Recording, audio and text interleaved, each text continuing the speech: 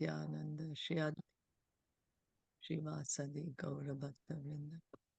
Hare Krishna, Krishna Krishna, Hare Hare. Hare Rama, Rama Rama, Hare Hare. So, Hare Krishna. We are continuing to read from Srimad Bhagavatam. We are on Canto 7, Chapter 5, text 23-24, where Prahlāda Mahārāja is speaking about that devotional service is the best thing he has learned from his spiritual master. And then Prabhupada is, in the purport, he is speaking and giving us more explanation about each process of devotional service. So yesterday we heard about remembrance, and then Pada Sevanam, Smaranam, Pada Sevanam, and Archanam. So right now we are at Archanam, we are hearing all the different offenses which are there. Okay.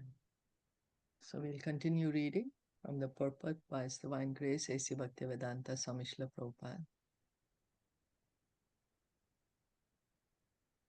In other places, the following offenses are listed: to be against the scriptural injunctions of the Vedic literature, or to disrespect within one's heart the Srimad Bhagavatam, while falsely accepting its principles. So this is also an offense. Hare Krishna, Shilpa-ji, we haven't done, I think, the Varaha Puran. We have to do from the Varaha Puran. The offenses from the Varaha Puran. Yeah, we didn't do it. We didn't? No. Nope. No. So to eat in the house of a rich man, to enter the deity's room in the dark, to worship the deity without following the regulative principles, to enter the temple without vibrating any sound, to collect food that has been seen by a dog, to break silence while offering worship to the deity, to go to the toilet during the time of worshipping the deity, to offer incense without offering flowers, to worship the deity with forbidden flowers, to begin worship without having washed one's teeth, to begin worship after sex, to touch a lamp, dead body, or a woman during her menstrual period, or to put on red or bluish clothing, unwashed clothing, the clothing of others, or soiled clothing. So all these are offenses to the deity which are coming in the Varaha Puran. Other offenses are to worship the deity after seeing a dead body, to pass air before the deity, to show anger before the deity, and to worship the deity just after returning from a crematorium. After eating, one should not worship the deity until one has digested his food, nor should one touch the deity or engage in any deity worship. After eating safflower oil or hing, these are also offenses. So Prabhupada is mentioning the different offenses in Archanam. And so that was the Varaha Puran. Then in other places, the following offenses are listed: to be against the scriptural injunctions of the Vedic literature, or to disrespect within one's heart the Srimad Bhagavatam, while externally falsely accepting its principles. So means not having enough faith in the Bhagavatam. To introduce different shastras, we just have to follow the shastras, what have already been given. The revealed scriptures are already there. To chew pan and betel before the deity, to keep flowers for worship on the leaf of a castor oil plant, to worship the deity in the afternoon. The deity has to rest in the afternoon. To sit on the altar or to sit on the floor to worship the deity without a seat. There's usually like a little kind of a mat that needs to be put. To touch the deity with the left hand while bathing the deity. To worship the deity with a stale or used flower, to spit while worshipping the deity, to advertise one's glory while worshipping the deity, to apply tilak to one's forehead in a curved way, to enter the temple without having washed one's feet. That's why in India, in the temples, outside the temples, there's that provision would be made to wash the feet, to offer the deity food cooked by an uninitiated person, to worship the deity and offer bhoga to the deity within the vision of an uninitiated person or non-Vaishnav, to offer worship to the deity without worshipping Vaikuntha deities like Ganesh, to worship the deity while perspiring, to refuse flowers offered to the deity, to take a vow or oath in the holy name of the Lord. So these are the various offenses. If one commits any of the above offenses, one must read at least one chapter of Bhagavad Gita. This is confirmed in the Skand Puran Avanti Khand. So, how to counteract the offenses is mentioned. That read one chapter of Bhagavad Gita. That is Skand Puran is saying that in the Avanti Khand. Similarly, there's another injunction stating that one who reads the 1,000 names of Vishnu can be released from all offenses. So Vishnu Sahasranam. We just mentioned yesterday that 1,000 names of Vishnu is equal to one name of Ram. 3 names of Ram is equal to one name of Krishna. So constantly chanting the holy name. In the same Skand Puran, Reva Khand, it is said that one who recites prayers to Tulsi or sows a Tulsi seed is also freed from all offenses. Tulsi Maharani ki jai. Similarly, one who worships the Shalagram Shila can also be relieved of offenses. Shalagram Shila, I have to get special permission to be able to worship the Shalagram and have to be Brahman initiated. In the Brahmanda Purana, it is said that one who worships Lord Vishnu, whose 4 hands bear a conch shell, disc, lotus flower, and club, can be relieved from the above offenses. So, worshipping Lord Vishnu. That is the Brahmanda Puran. In the Adi Varaha Puran, it is said that a worshipper who has committed offenses may fast for one day at the holy place known as Shokarava and then bathe in the Ganges. In the process of worshipping the deity, it is sometimes enjoined that one worship the deity within the mind.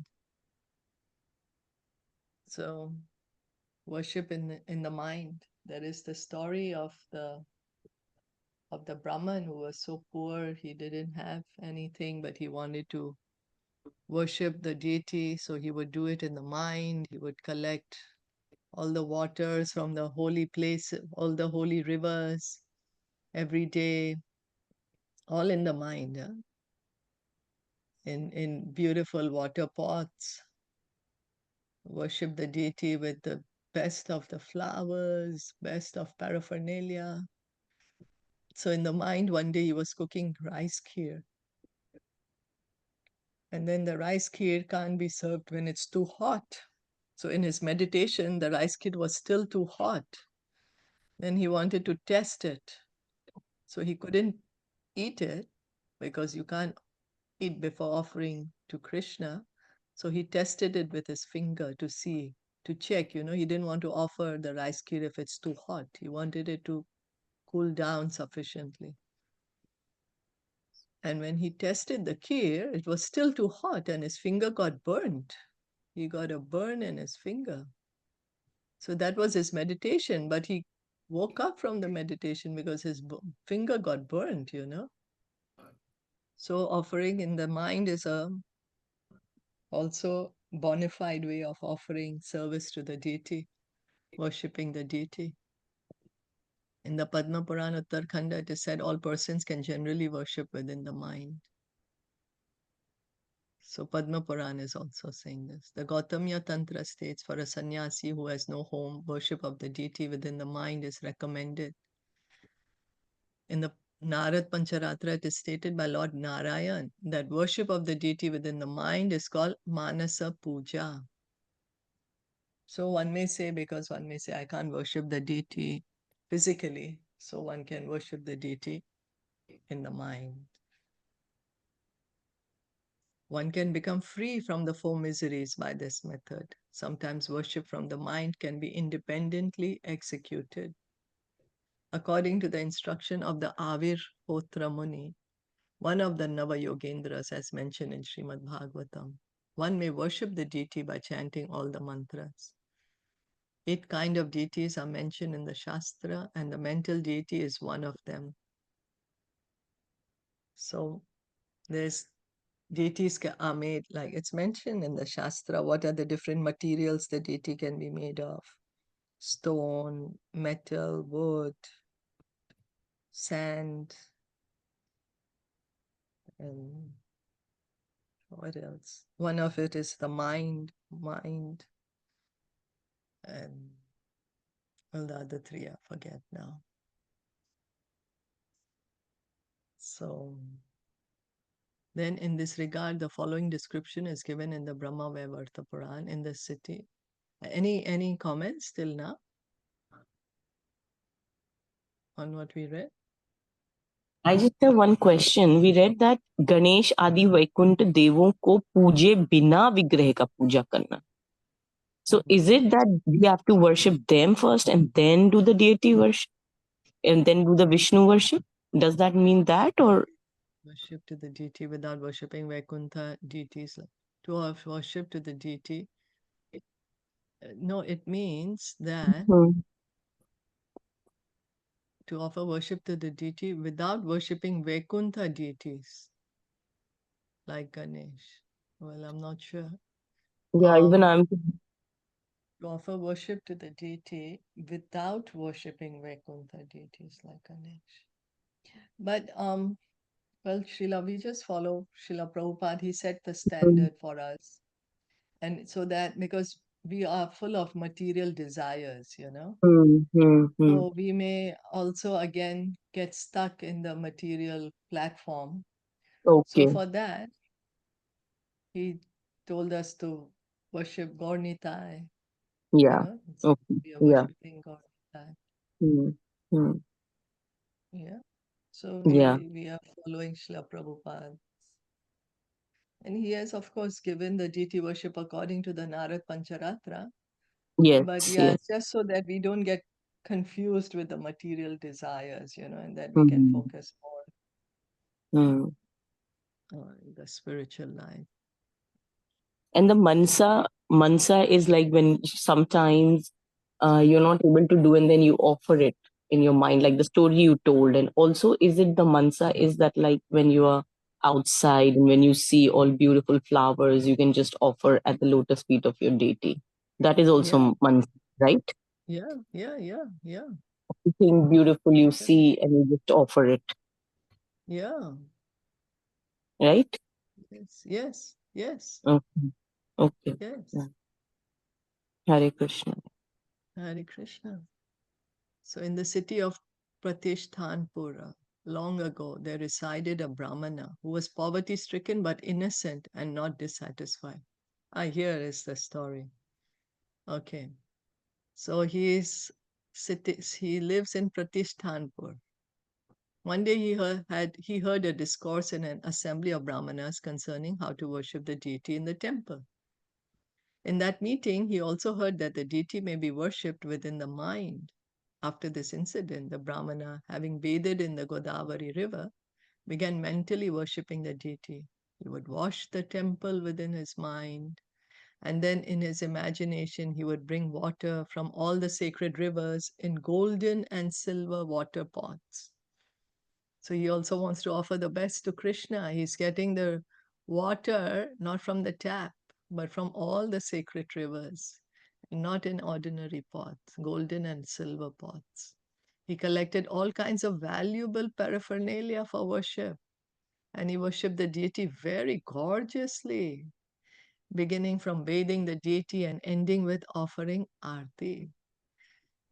So he's offering in his mind, but he's giving the best of the best that he knows to the deity. Thus he felt great happiness. After many years had passed in this way, one day within his mind, he cooked nice sweet rice with ghee to worship the deity. He placed the sweet rice on a golden dish and offered it to Lord Krishna. But he felt that the sweet rice was very hot, and therefore he touched it with his finger. So we can see that he's so detailed in his worship also. He's choosing what kind of water pot he's going to use, what kind of boga plate. His plate is also golden. He immediately felt that his finger had been burnt by this hot sweet rice, and thus he began to lament. While the Brahmana was in pain, Lord Vishnu and Vaikuntha began smiling. And the goddess of fortune inquired from the Lord why he was smiling. Lord Vishnu then ordered his associates to bring the Brahmana to Vaikuntha. Thus, the Brahmana attained the liberation of Samipya, the facility of living near the Supreme Personality of Godhead. So he was worshipping the Lord in his mind. And the Lord recognized this service, and the Lord accepted this service, and the Lord brought him back to him. So this pastime is coming in the Brahma Vaivarta Puran. Yeah. Brahma Vaivarta Puran. So to tell us that it is bona fide way of worshipping in the mind. Okay. Going on, 6, Vandanam. Although prayers are a part of deity worship, they may be considered separately, like the other items such as hearing and chanting.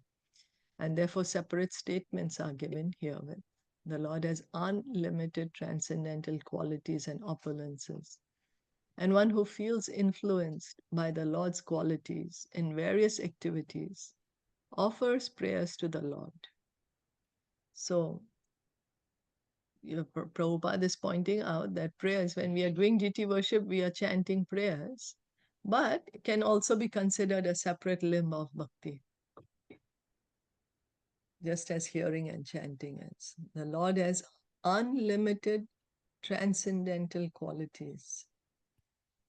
So in this way, he becomes successful, one who feels influenced by the Lord's qualities in various activities. In this way, in this connection, the following are some of the offenses to be avoided. To offer obeisances on one hand, to offer obeisances with one's body covered.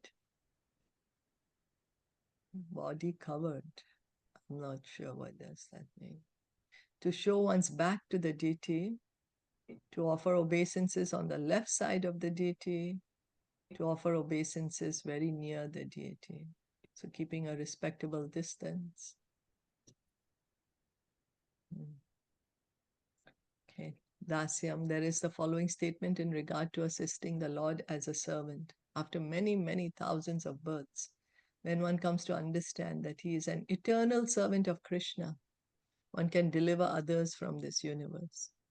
If one simply continues to think that he is an eternal servant of Krishna, even without performing any other process of devotional service, he can attain full success. For simply by this feeling, one can perform all 9 processes of devotional service. So Dasyam, Lord Chaitanya says, Jivera Swarup Hai Krishna Nitya Das. Each and every living entity, we are eternally servants of Krishna. And Prabhupada is pointing out is that once we can understand this, we are able to feel this, then we may not perform any other process, but one can get all perfection. And by this feeling, one can perform all the processes. By understanding one is eternal servant of Krishna, automatically what he'll be talking will be about Krishna. He'll hear about Krishna, he'll serve Krishna, offer prayers to Krishna, worship Krishna. Sakhyam, in regard to worshipping the Lord as a friend, the Agastya Samhita states that a devotee engaged in performing devotional service by Shravanam and Kirtanam sometimes wants to see the Lord personally. And for this purpose, he resides in the temple. So worshipping the Lord as a friend. So Agastya Samhita is saying that when one devotee is engaged in hearing and chanting, and so he wants to stay in the temple so that he can be near the Lord, he can see the Lord. Elsewhere, there is the statement, "O my Lord, Supreme Personality and eternal friend, although you are full of bliss and knowledge, you have become the friend of the residents of Vrindavan. How fortunate are these devotees." In this statement, the word friend is specifically used to indicate intense love.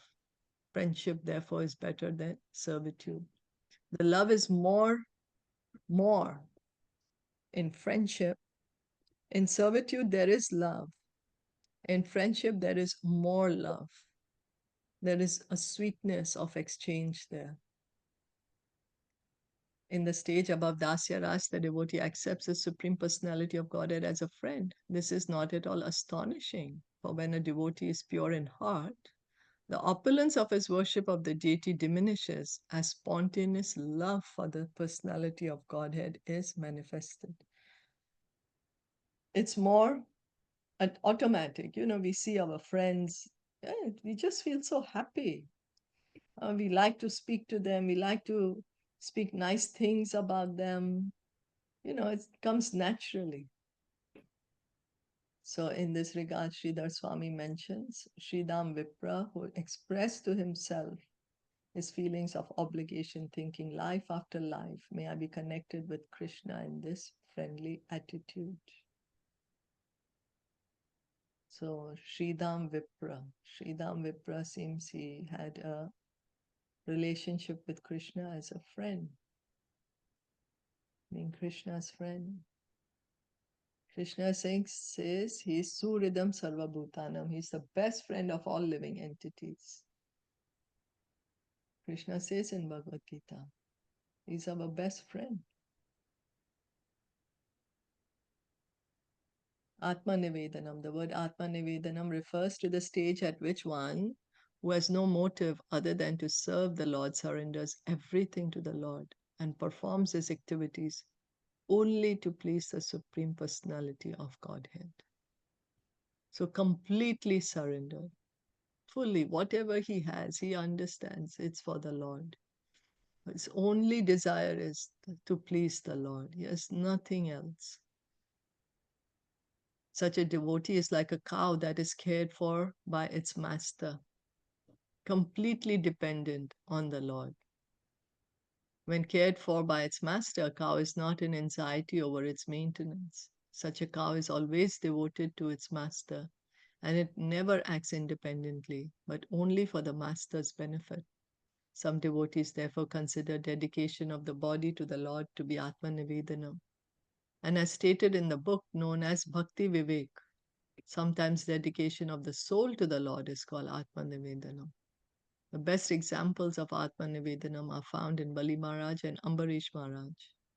Atma-nivedanam is also sometimes found in the behavior of Rukmini Devi at Dwarka. Complete surrender, exemplified by devotees like Bali Maharaj, Ambarish Maharaj, and Rukmini. Just want to please the Lord and no other desire. No other desire. You want to add anything? Anyone? No, I was just, it is so soothing and gives so happiness and satisfaction that if we are not able to do all the nines, but if we are just able to do even a part of it, then the spiritual piety is received. Like the bhakti is, Krishna accepts it as a bhakti. Krishna is not like that. If you just do this, then it is no.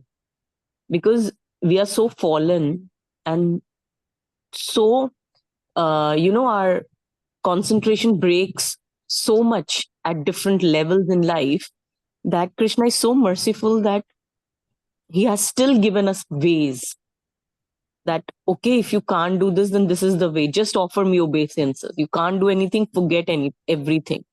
He's just making it also the only way to reach to him, like how merciful he is. Yeah, it's true. Just offer me obeisances, never mind. Yeah. Then, so like, it is he's so merciful, so merciful. He's not like that कि सिर्फ आप ऐसे ही मेरे पास आ सकते हो. He's कि ऐसे भी आ सकते हो, ऐसे भी आ सकते हो, because he wants us to come back to him. That's why these different paths are created, and he's so lovable.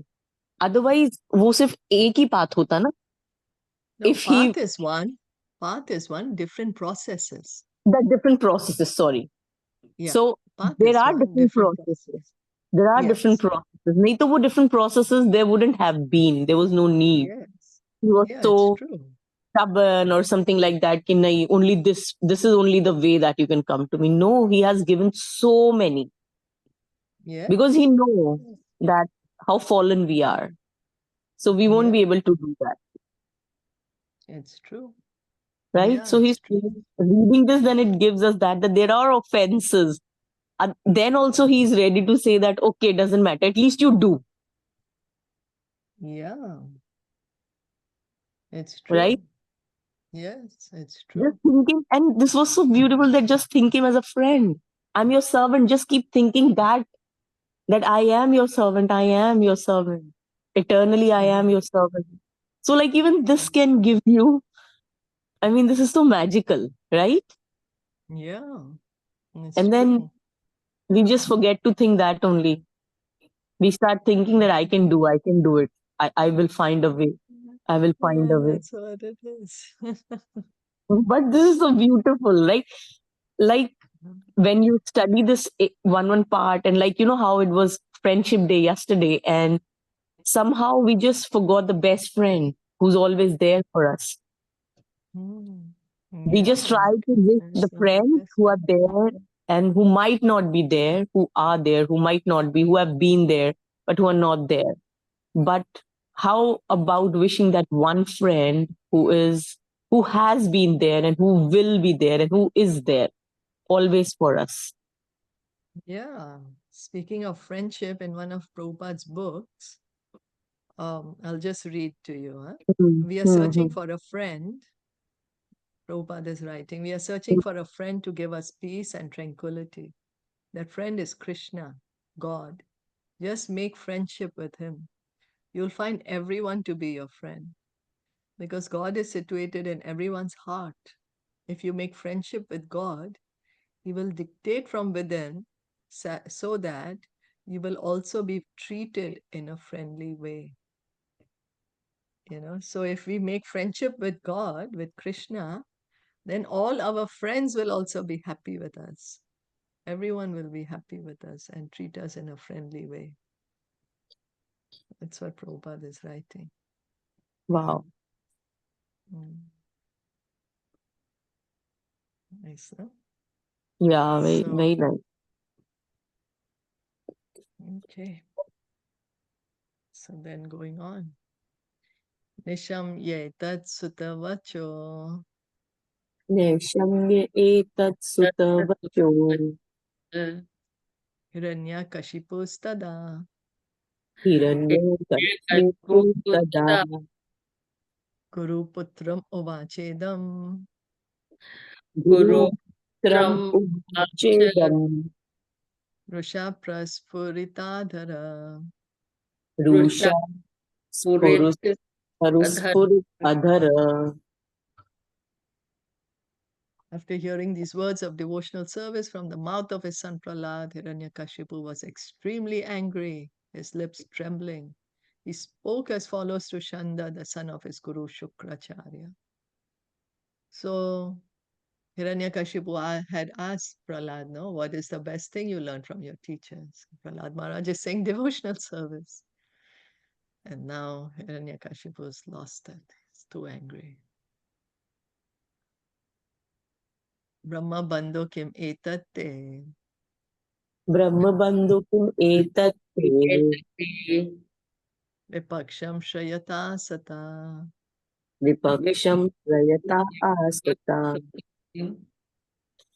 asaram grahito balo असारग्राहितो बालो माम अनादृत्य दुर्मते. माम अनादृत्य दुर्मते. O unqualified, most heinous son of a brahmana, you have disobeyed my order and taken shelter of the party of my enemies. You have taught this poor boy about devotional service? What is this nonsense?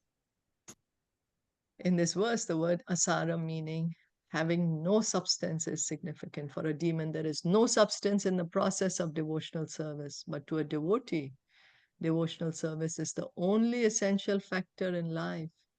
Since Hiranyakashipu did not like devotional service, the essence of life, he chastised Prahlāda Maharaj's teachers with harsh words.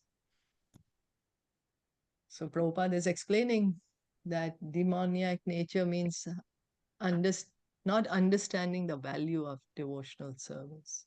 For a devotee, devotional service is his life, his soul, essence of his life. It's his soul, it's his very being to engage in devotional service. Santihi asadava loke. सन्ति हि साधवो लोके Durmaitras chadma veshina. दुर्मेधाच्छन्दवेषिणः Isham udeti agham kale. तेषाम् उदेति अघं काले Roga patikanam iva. रोगपातकिनाम् इव. In due course of time, various types of diseases are manifest in those who are sinful. Similarly, in this world, there are many deceptive friends in false garbs, but eventually, because of their false behavior, their actual enmity becomes manifest.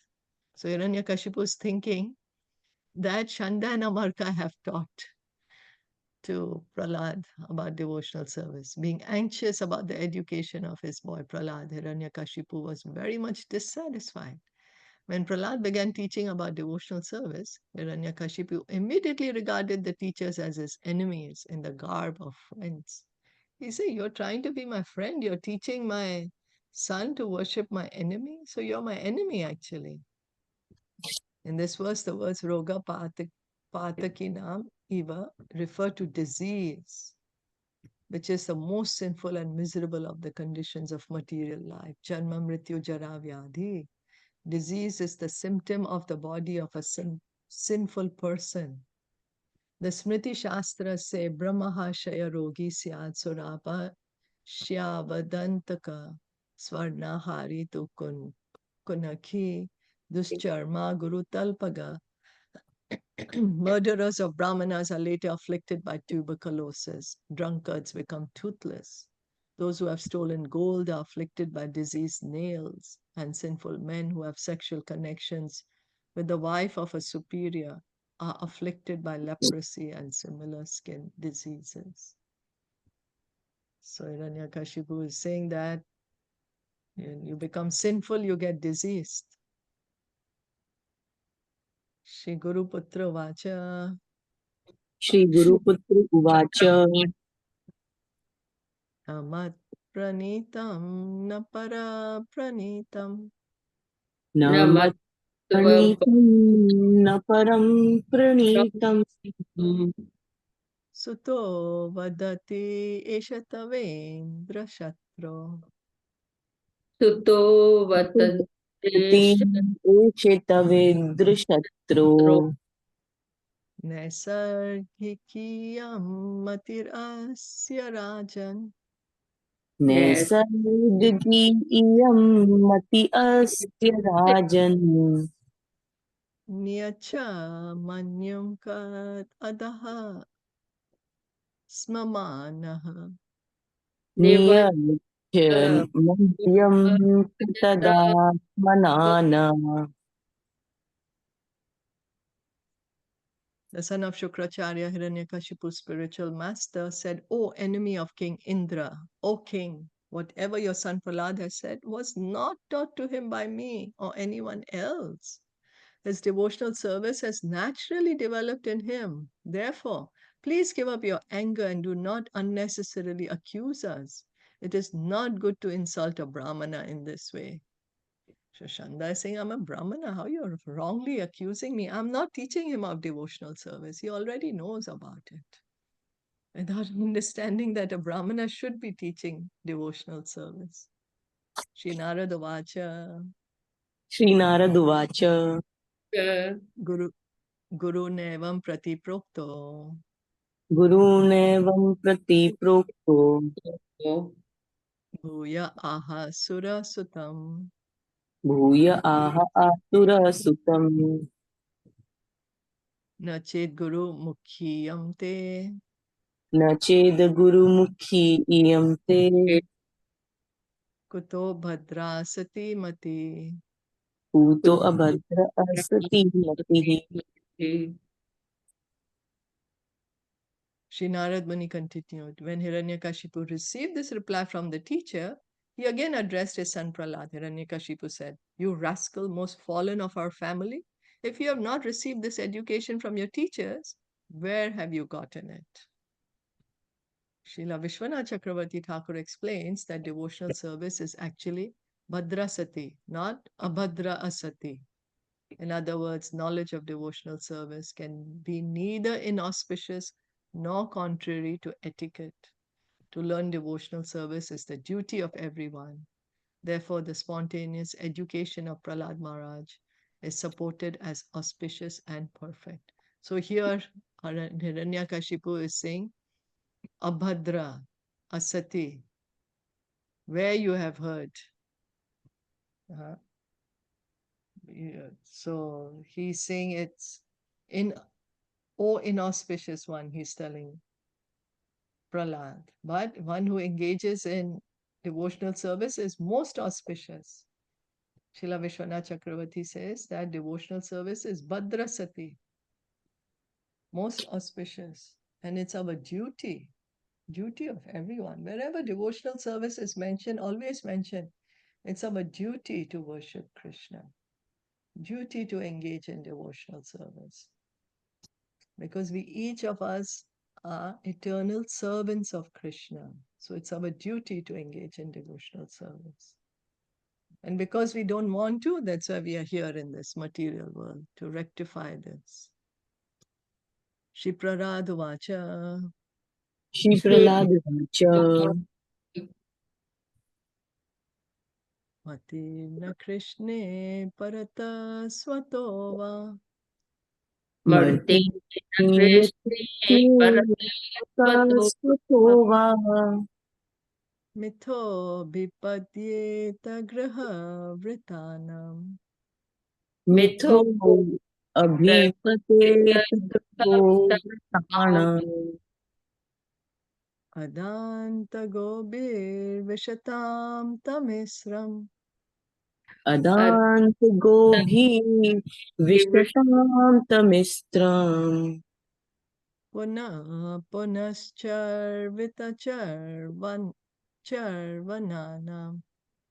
Puna Punha Char Vitachar Vananam. Prahlāda Maharaj replied, because of their uncontrolled senses, persons too addicted to materialistic life make progress toward hellish conditions and repeatedly chew that which has already been chewed. Their inclination toward Krishna are never aroused, either by the instructions of others, by their own efforts, or by a combination of both. So, because of their uncontrolled senses, persons too addicted to materialistic life make progress toward hellish conditions and repeatedly chew that which has already been chewed. Their inclination toward Krishna are never aroused either by the instructions of others, by their own efforts, or by a combination of both. So in this verse, the words Matirna Krishna refer to devotional service rendered to Krishna. So-called politicians, erudites, scholars, and philosophers who read Bhagavad Gita try to twist some meaning from it to suit their material purposes, but their misunderstandings of Krishna will not yield them any profit. because such politicians, philosophers, and scholars are interested in using Bhagavad Gita as a vehicle for adjusting things materially for them. Constant thought of Krishna, materially. For them, constant thought of Krishna or Krishna consciousness is impossible, matirna Krishna. So Prabhupada is explaining that some people use Bhagavad Gita for their own benefit, material benefit. So then they won't be able to remember Krishna. As stated in Bhagavad Gita 18:55, Bhaktya Mam Abhijanati, only through devotional service can one understand Krishna as he is. The so-called politicians and scholars think of Krishna as fictitious. The politicians say that his Krishna is different from the Krishna depicted in Bhagavad Gita. Even though he accepts Krishna and Ram as the supreme, he thinks of Ram and Krishna as impersonal because he has no idea of service to Krishna. So Krishna is saying in Bhagavad Gita that he can be known only by devotional service, bhakti, bhaktyamam abhijanati. Bhakti begins by hearing. When we hear Bhagavad Gita from the devotees, then we can begin to understand Krishna. But if we hear from someone who's not coming in the disciplic succession, not a devotee, then they themselves might be misunderstood and we may get the wrong understanding too. Some people accept Krishna and Ram as God, but ultimately they think that it's all impersonal.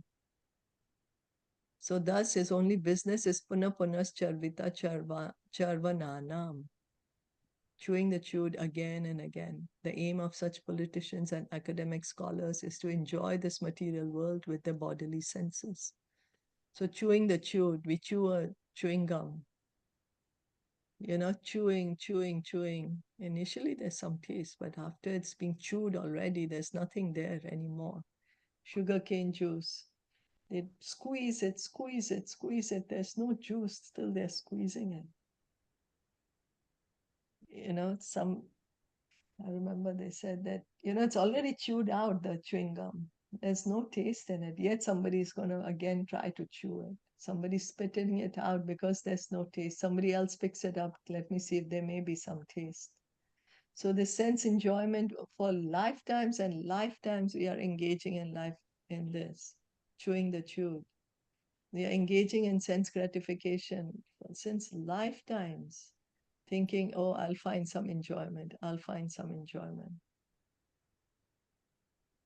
So therefore, it is clearly stated here that those who are griha vrata, those whose only aim is to live comfortably with the body in the material world, cannot understand Krishna. The two expressions, griha vrat and charvita charvananam, indicate that a materialistic person tries to enjoy sense gratification in different bodily forms, life after life, but is still unsatisfied. In the name of personalism, this ism or that ism, such persons always remain attached to the materialistic way of life. We have taken so many different types of bodies to have this sense enjoyment. So many different 8,400,000 species to try to enjoy our senses in different ways. And yet we are unsatisfied because it's like chewing the chewed. There's nothing there in it. There's no juice there. We're still trying to see, let me find some pleasure there. Let me find some pleasure. We do find some initial kind of enjoyment, but then soon we give it up because we understand, oh, but this is not satisfying my heart, So that's why we give it up. Then we try something else. Then we enjoy it for some time. Again, we give it up. Chewing the chewed. Let's stop here for today. Have to go Okay. now. Do you have anything to say? Anything to add? I was just that this is also like the same, no? That like how chewing the chewed is in the reference with our senses and everything about our life, that how we are living the life, like That's how you right. mentioned, right? Exactly. Yes. Yes. We are chewing the chewed. We keep doing something, enjoying. We want to enjoy our senses. We feel we are going to get great happiness. We do get some kind of enjoyment, but it doesn't satisfy us. We give it up. Again, we try to do the same thing in a different way, thinking, okay, maybe this is going to make me happy. And we continuously do it during our life and continuously do it, have been doing it for lifetimes and lifetimes. So Prahlāda Mahārāja is saying, stop chewing the chewed, engage in devotional service. There's no pleasure in sense enjoyment. He's saying like that. A chewing gum already has no taste in it. We are still trying to see there may be something, Sugarcane already juice is out. No juice there. We're saying maybe something is there, maybe something is there.